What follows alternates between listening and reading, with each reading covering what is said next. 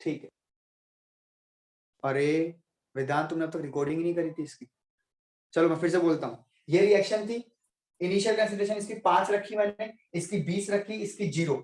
मैंने कहा कि 5 में से 2 चला गया, अगर ये 1 जाता है तो यहाँ पे 3 लेके जाता है, तो अगर 2 गया है तो 6 जाएगा, 1 बन जाता है तो 2 बनता है, तो अगर 2 गया है तो 4 बना होगा। यहाँ तक सबको समझ आ गया होगा, कोई दिक्कत नहीं हुई होगी। अब मैं इसका कहूँ के लिख के दिखाओ, तो क्या तुम के ये नहीं लिख रहे होगे, 4 की पावर 2 और 3, भाई 5 में से 2 गया 3, और 20 में से 6 गया 14, और 14 की पावर 3 और इसकी पावर 1। बोलो, ऐसे नहीं लिख रहे हो रिमझिम, ऐसे नहीं लिखोगे? हाँ सर। तो वही तो मैं अभी यही सर तो कर रहा हूँ। सर इसमें एस ऐड हो गया था ना, इसलिए थोड़ा कंफ्यूजन हो रहा था। हाँ, आपको पता है क्या, इसमें मैं अगर इसको ऐसे लिख दूं, 2 into 2 लिख दूं कि एक जाता तो 2 बनाता, अगर 2 गया होगा तो 2 into 2 बना होगा। अब ये चीज अगर मैं यहाँ लिख दूं तो थोड़ा सा आप कंफ्यूज हो जाओगे।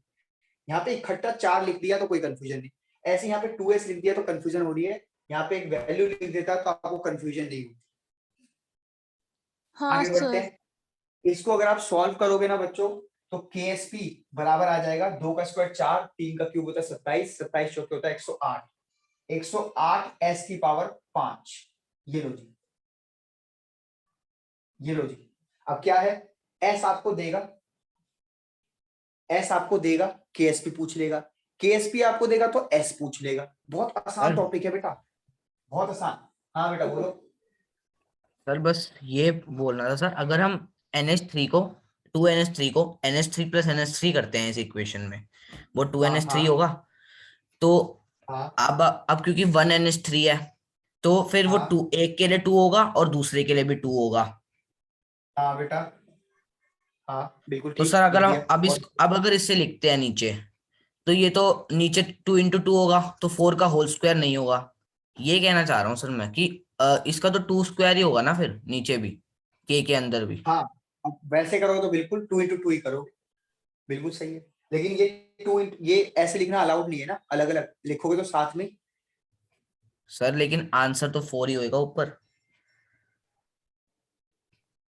बेटा आंसर तो 4 आएगा, लेकिन इस हिसाब से तो आ रहा है, ये NH3 अलग लिखना पड़ रहा है ना आपको, साथ में लिखना पड़ता है इसको, जब सेम चीजें बनी हुई है। तो अब यहाँ से यही है 3H2, तो यहाँ पे फिर H2 3 बार लिखना पड़ेगा, यस सर। है ना। अब उसको फिर यहाँ तोड़ोगे तो यहाँ पे भी फिर अलग चीज आ जाएगी, तो आप रिएक्शन को ही तोड़ रहे हो तो फिर यहाँ चीजें तो अलग आएंगी आएंगी।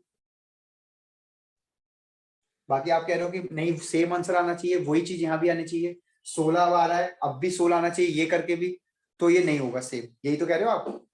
यस सर, मैं तो कह रहा हूँ सर कि दोनों इस बारे में 4 आना चाहिए ऊपर। हाँ नहीं बेटा, वैसे ही करोगे, 2NH3 लिखोगे और 2 चढ़ाओगे पावर में, ठीक है। बाकी मैं देखता हूँ इसमें कुछ, मेरा अभी दिमाग नहीं चल रहा, चलेगा तो मैं आपको उसको बता दूंगा, थोड़ा और जस्टिफाई कर दूंगा। फिलहाल इसको 2 ही लिखोगे और यहाँ 4 लिखोगे। चलो जरा यहाँ आ जाओ बच्चों। तो अगर सॉल्ट ऐसा है तो बेटा KSP का ये फॉर्मूला बना, आपको नहीं लग रहा कि सॉल्ट का अगर ये चेंज कर दूं तो यहाँ पे कुछ और आएगा, फिर फॉर्मूला कुछ और हो जाएगा।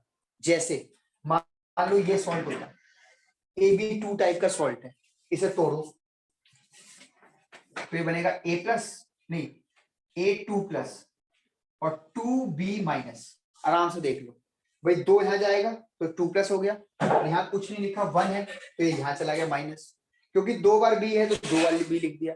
अब इसके लिए अगर मैं आपसे पूछूं कि फॉर्मूला बताओ, तो अगर आप इसके लिए लिखोगे -S, तो यहाँ लिखोगे प्लस का S, यहाँ लिखोगे प्लस का 2S। आराम से देख लो, एक जाता तो एक बनाता, तो S गया होगा तो S बनेगा, एक जाता तो 2 बनाता, तो अगर S गया होगा तो 2S बनेगा। फिर आप KSP लिखोगे इसके लिए, तो KSP लिखोगे S और इसकी पावर कुछ भी नहीं लगाओगे, लेकिन यहाँ लिखोगे 2S और इसकी पावर लगाओगे 2, और ये सॉल्व करके आएगा 4S क्यूब। मेरे ख्याल से ये फॉर्मूला बनेगा। तो इस बार KSP का देखो फॉर्मूला कुछ और आ रहा है, तो कहने का मतलब ये है, सॉल्ट का टाइप चेंज कर दोगे, सॉल्ट का फॉर्मूला चेंज कर दोगे, तो KSP के लिए जो फॉर्मूले बन रहे हैं ये भी अलग अलग हो जाएंगे। तो बनाना सीख लो ताकि आप क्वेश्चंस कर पाओ, ये होता है बेसिकली सॉल्युबिलिटी प्रोडक्ट। अब आप मेरे कहने से एक काम करो, आप लोग इसे तो पढ़ लेना, ठीक है, इसे तो आप पढ़ोगे। गुलाबी बक्सा 7.26 जरा देखो, मैं मिटा नहीं रहा यहाँ से, 7.26 देखो, समझो, और फिर रेज हैंड करना कि हाँ सर 7.26 तो आ गया समझ। चलो शुरू हो जाओ, फिर पढ़ते हैं आगे।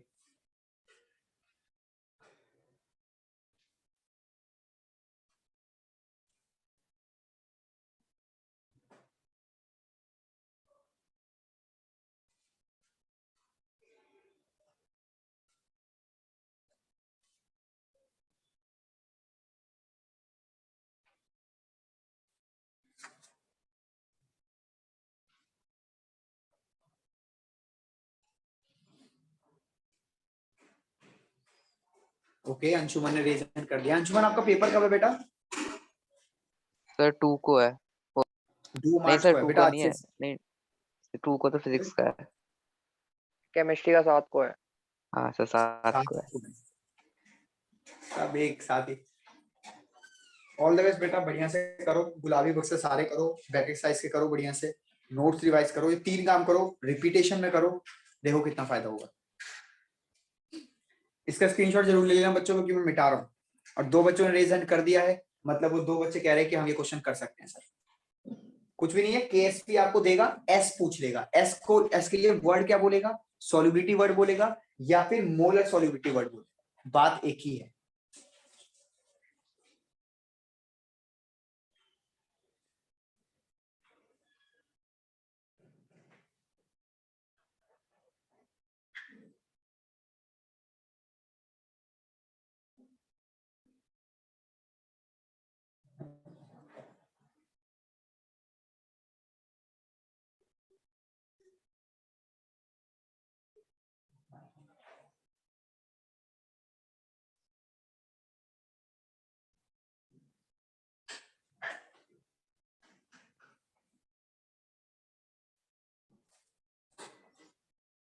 सात बच्चों ने रेज हैंड कर दिया, वेरी गुड। 2-3 बच्चे और रह गए, जल्दी करो। सर हाँ बेटा। सर s की power 5 equals to 1 into 10 to raise power 25 क्यों इसकी दोनों इक्वल क्यों हो गए?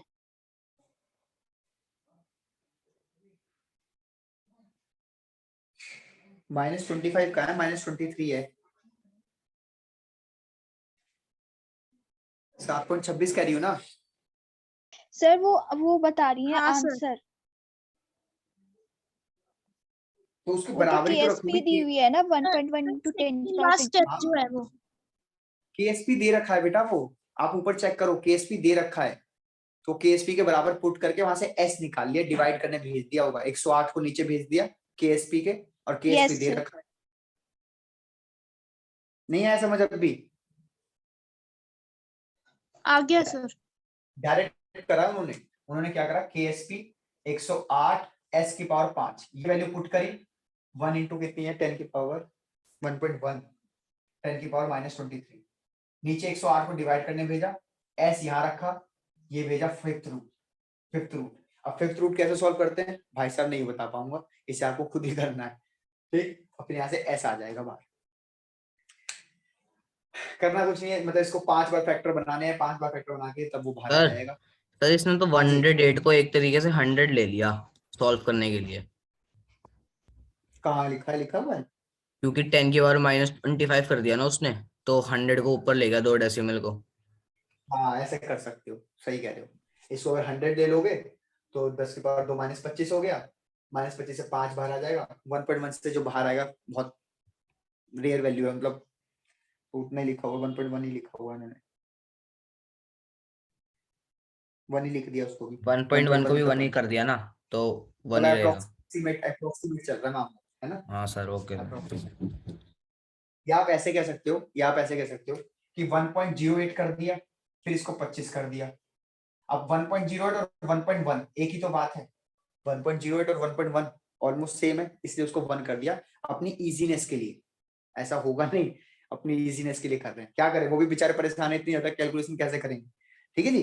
तो उम्मीद करता हूँ आपको ये क्वेश्चन समझ आ गया, और बाकी भी आप कर ही पाओगे। अब अगला टॉपिक आप देखिए, पन्ना पलट के, मैं आपके पहले लोअर कर दूं हैंड्स, अगली हेडिंग ढूंढिए, तो आपको मिल रहा होगा common ion effect on solubility of ionic salts. जल्दी देखो, ठीक है, सबको मिल गया होगा, ऑब्वियसली बात है। हाँ, तो ये टॉपिक को एक बार बेटा आप लोग अच्छे से खुद से पढ़ना।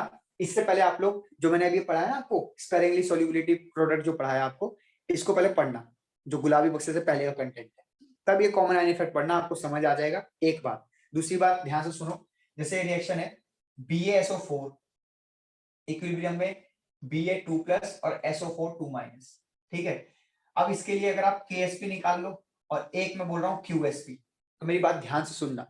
क्या आपको K और Q याद है क्या होता था? जल्दी बताओ। Yes sir. Le Chatelier principle में ये काम करता था। जैसे QSP क्या होता था? At any time, at any time. और KSP क्या होता था? At equilibrium. अब मेरी बात ध्यान से सुनना, मान लो कि KSP जो है वो कम है QSP से, या पहले ज्यादा वाला कंडीशन आता है ये, तो याद है रिएक्शन बैकवर्ड भागती थी या फॉरवर्ड भागती थी? कम ऑन जल्दी बताओ। अगर KSP ज्यादा होता था QSP कम, तो रिएक्शन कहां भागती थी, फॉरवर्ड या बैकवर्ड? फॉरवर्ड। फॉरवर्ड भागती थी। तो रिएक्शन अगर फॉरवर्ड भागेगी, अगर रिएक्शन फॉरवर्ड भागेगी, तो आप बताओ अगर ये फॉरवर्ड जा रहा है, फॉरवर्ड जा रहा है, तो सॉल्ट और घुल रहा है या नहीं? इसका क्या मीनिंग है? सॉल्ट और, बिल्कुल सही। रिएक्शन फॉरवर्ड का मतलब है सॉल्ट इज सॉल्युबल, मतलब ऐसे मत लिखो, रिएक्शन फॉरवर्ड का मतलब more solubility. is going to more solubility। क्या वर्ड लिखेंगे? मोर soluble, मतलब सेंस समझो, और घुलना चाह रहा है, ये इसका सेंस। अभी इंग्लिश नहीं बन पा रही मेरे से, आप लोग देखना। अब जब बराबर आ जाएगा बच्चों, तो भाई साहब फिर तो इक्विलिब्रियम में आ गया, कहीं जाएगा नहीं। लेकिन ये केस ध्यान से देखो, ये वाला अगर ये हो गया ज्यादा, तो रिएक्शन बैकवर्ड जाएगी। और बेटा यहीं से सवाल फंसेगा कि अगर रिएक्शन बैकवर्ड जाएगी तो मतलब वो सॉल्ट बन रहा है, और सॉल्ट मतलब क्या होता है? PPT। मतलब वो इस फॉर्म में आएगा तो इस फॉर्म में घुल तो रहा नहीं, इस फॉर्म में बन रहा है, इस फॉर्म का मतलब है ये PPT बन के नीचे बैठ जाएगा। तो ऐसे केस में प्रेसिपिटेशन अकर्स, ये मेन केस है कि वो पूछेगा कि PPT कब बनेगा, या इस रिएक्शन में PPT बनेगा कि नहीं बनेगा। तो भाई साहब पहले आप उसका QSP निकाल लेना, उसका KSP दिया होगा, कंपेयर कर लेना। अगर ये ज्यादा निकला तो कहना PPT बनेगा, अगर ये कम निकला तो कहना PPT नहीं बनेगा, अभी सॉल्ट और घुलेगा, और दोनों बराबर आ गए तो इक्विलिब्रियम। तो ये था आपका प्रेसिपिटेशन करके एक टॉपिक आता है, क्वेश्चंस मिलेंगे आपको बैक एक्सरसाइज में एक आधा, तो उस पर ये बेस्ड है।